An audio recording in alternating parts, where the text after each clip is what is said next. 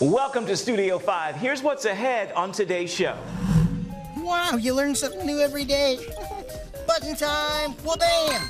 A familiar face with a new children's show and a new streaming platform. What better thing could we lean into than redeeming kids' TV? A daily devotional has a starring role in a new film. I want to make you happy, not because I have to, because I want to.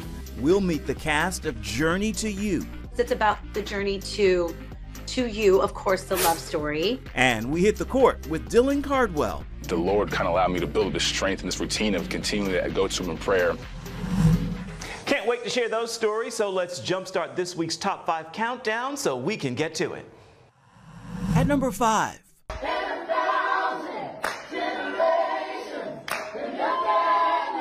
Spontaneous worship breaks out behind the scenes of this season's American Idol.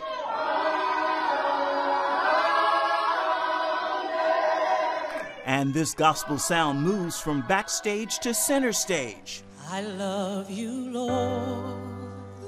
When the show celebrates Easter Sunday with a 3-hour Songs of Faith episode featuring CeCe Winans and Brandon Lake. I bring my heart filled with you, hallelujah.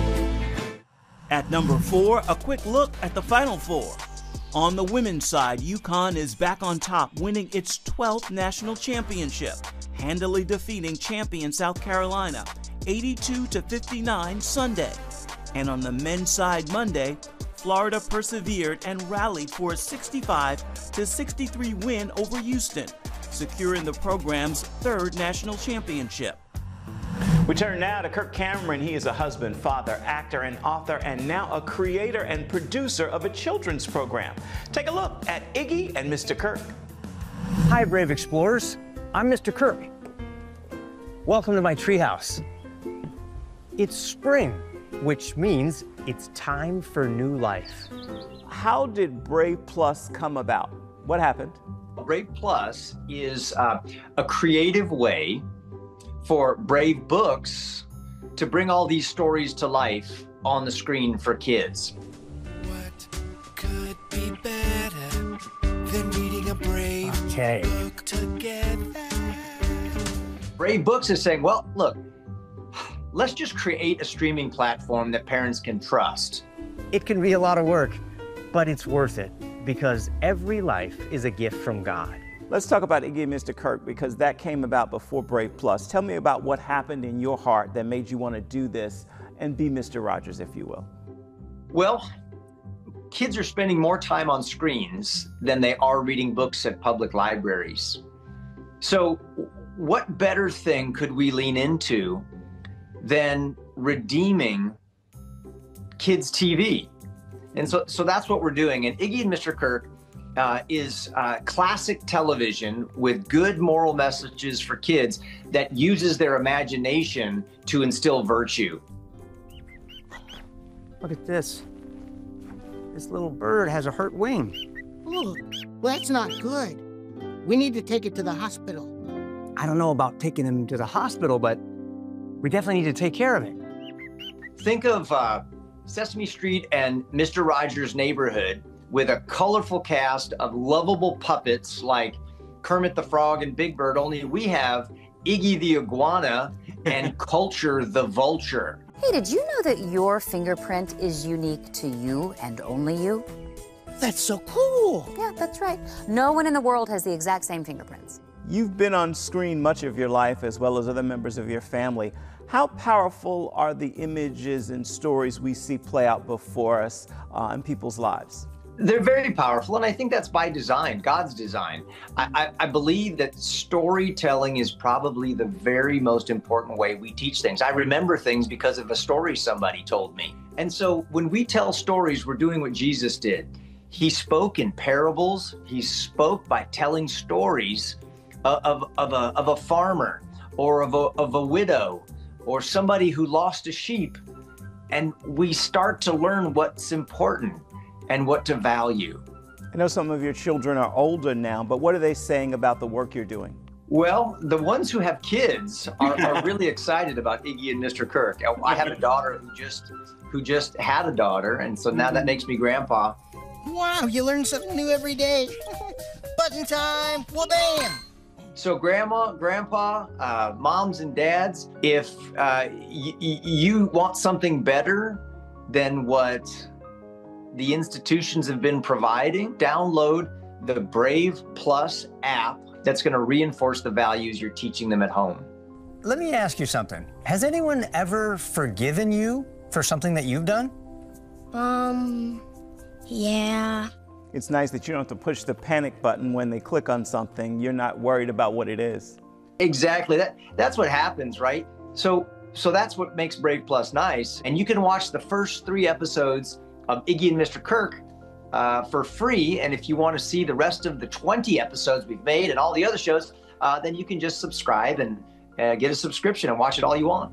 Well, one thing is for sure, forgiveness is hard. And it doesn't come naturally to you or even to me. But God says that when someone comes to us, says they're sorry, and asks for forgiveness, forgiveness is always the right thing to do. You can watch episodes of Iggy and Mr. Kirk on Brave Plus. For more information, go to bravebooks.us. Still ahead, faith is at the heart of the new film Journey to You, and we've got a preview. I really hope that people see themselves and feel seen by the movie in their struggles and challenges, and that they feel that something in them is ignited to get more connected to themselves, to get more connected to the divine. At number 3, they must start an epic 6-mile journey.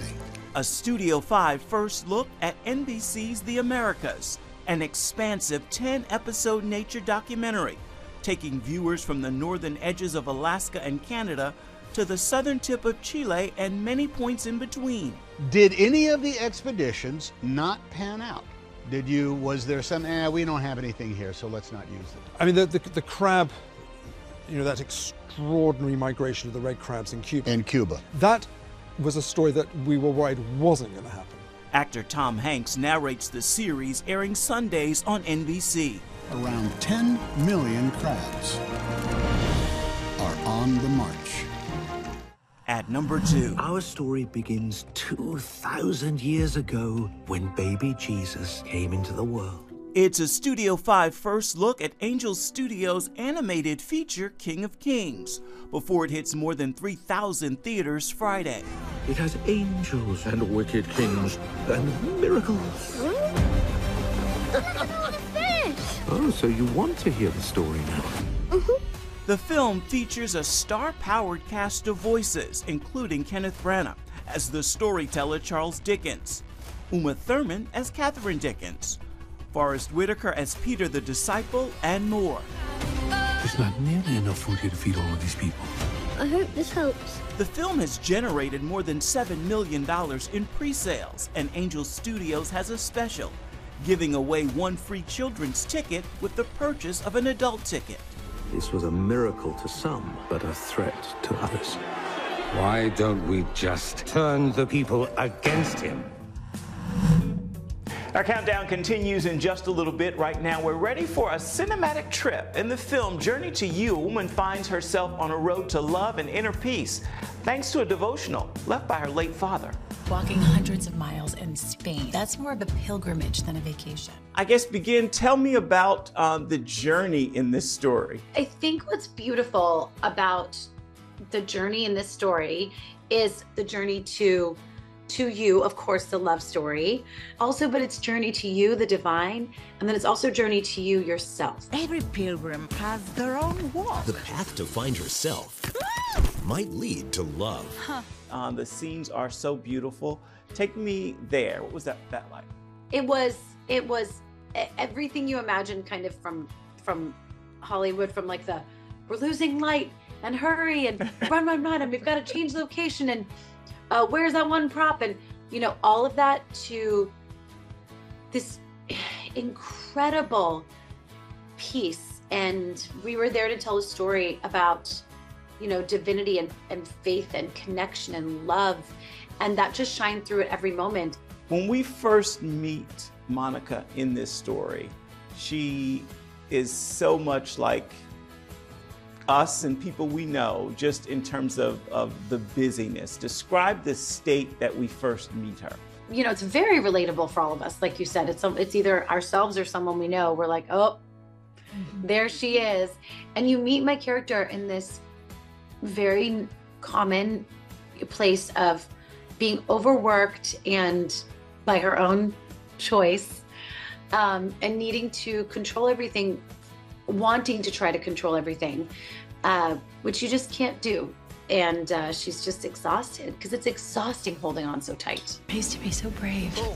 I'm letting go of the need to control everything. I think you're still pretty brave. How much are you like Monica, you think? Or She's different than me in that I came out of the womb hugging.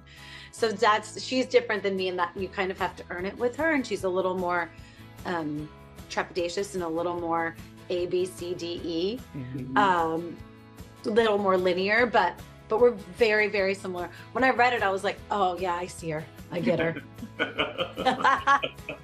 So, do you have a hope and a prayer for the project? What do you want it to do? Thank you for that. I really hope that people see themselves and feel seen by the movie, in their struggles and challenges, and that they feel that something in them is ignited to get more connected to themselves, to get more connected to the divine, to take a breath, to journal, to, you know, face maybe the grief that they hadn't faced. You know, I just, this film is an opportunity, and I hope that people feel the opportunity and it strikes a chord in their heart, because it did. Every time I read the script, I cried. I couldn't help it. I thought it was so beautiful. So I hope that people feel, you know, inspired somehow. Journey to You premieres Saturday, April 19th on the Hallmark Channel. Right now, we've got this week's story in pictures. These are images from The Thorn, a large-scale live-action theatrical performance depicting Jesus' life, death, and resurrection. John and Sarah Boland began this production more than 20 years ago at their church, and it is now selling out at large venues across the United States as it tours some 25 cities before Easter. It could be coming to a stage near you. And that's this week's Studio 5 Snapshot. Still ahead, college basketball player Dylan Cardwell with a word on glorifying God on and off the court. He has saved me from myself. He saved me from my flesh. He saved me from, you know, weapons that have formed against me. He saved me from so much. And so I can't live without him. Welcome back to Studio 5. Here's a look at the #1 story making headlines in the world of uplifting entertainment this week. At number 1. Can one stone change the course of history? House of David is an official hit series for the Prime streaming platform, and it's been greenlit for a second season. How do you balance telling the story that most of us think we know with biblical accuracy, but then telling a compelling story? We feel like a great responsibility for the source material, and you want to get it right, and you want to honor it. And the way to honor it is to understand the heart of it, and then to fill in those gaps in ways that supports the truth of the heart of that. And then you get a lot of help from people that go like, no, this is great, but this is actually inaccurate. Why do my brothers get to fight? And I'm stuck here. David, you are not a man of blood. He stands nearly 7 feet tall and leads a popular college basketball team. Dylan Cardwell helped to take the Auburn Tigers to the Sweet 16 with a near chance at the Final Four. But roll back a few short years ago, he was crying and asking God why. For 119 years, the Auburn basketball program has produced some great players. None have more wins with the Tigers than center Dylan Cardwell. He's known for his smile and jubilant personality. But for Dylan, life wasn't always so joyful. In high school, happiness was dependent on basketball alone. My identity was in basketball, and my days would go as good as basketball went. And so if I had a good game, I had a good practice, I had the best day of my life. If I had a bad day or bad practice, I had a really, really bad day. After his junior season, Dylan transferred back to his home state of Georgia. However, due to a transfer rule, he was ineligible to play and spent his entire senior season on the bench. There'd be days where I'd go through school and I'd be having a great time, and then as soon as I get in my car to head home, like, I just felt empty because, you know, I was still practicing with the team, but I still wasn't able to play basketball, you know, on the court. And so it really frustrated me. There'd be days I just cry myself to sleep. There'd be days I sit outside and just cry to God, like, you know, why? Like, why am I going through this?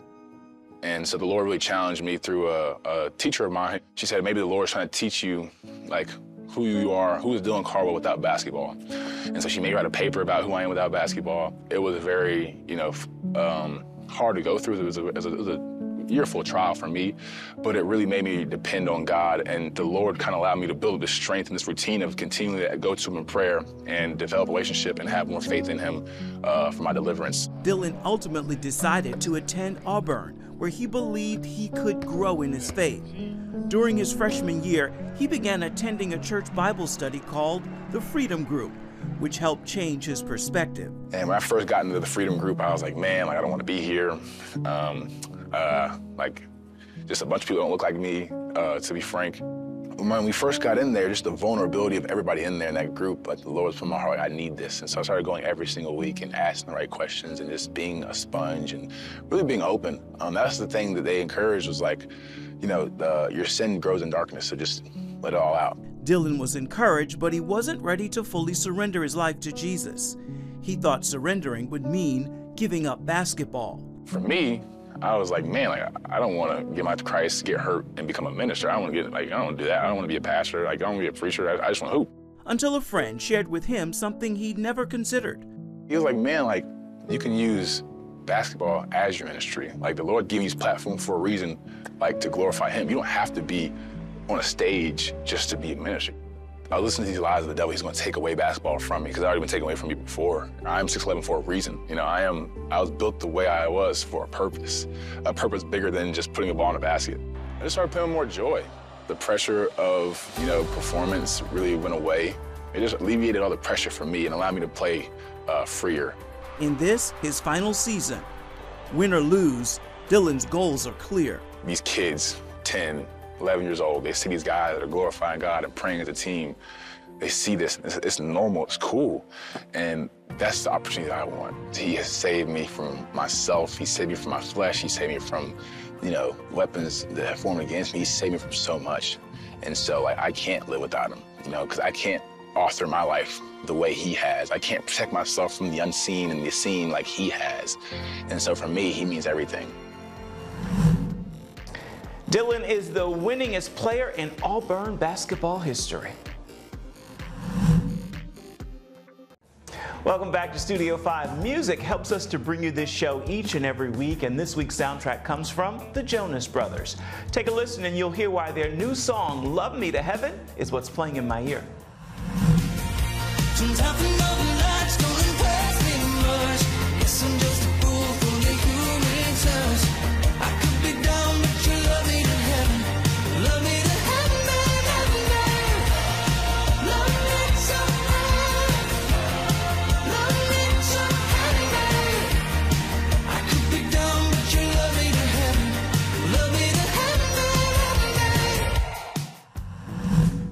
On that musical note, we are just about out of time for this week's edition of Studio 5, so let's take a quick look at next week's rundown.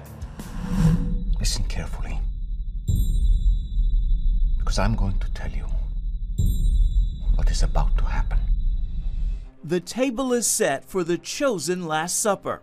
If they believe he can raise the dead, why wouldn't they assume he is Messiah? We're sitting down with the cast and crew. These are big things, big themes. Demands to be seen and heard in a room with other people who are going to laugh and cry together.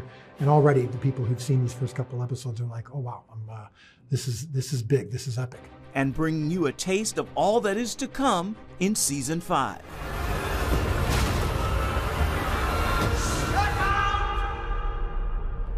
The hour is coming.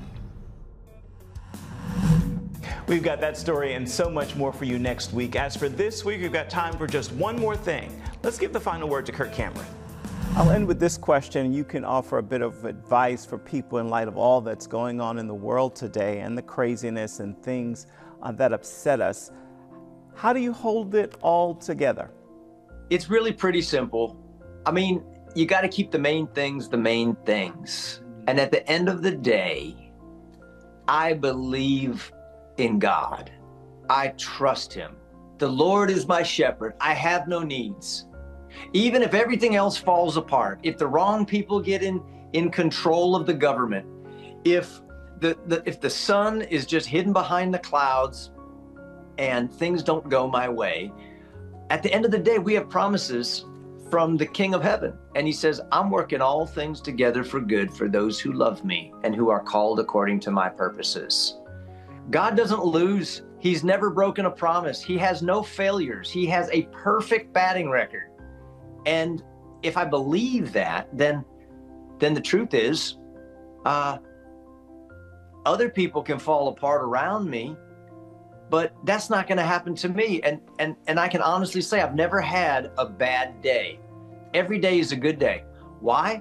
Doesn't mean I haven't been scared or feel like I'm falling apart, but the Bible says that the nearness of God is my good.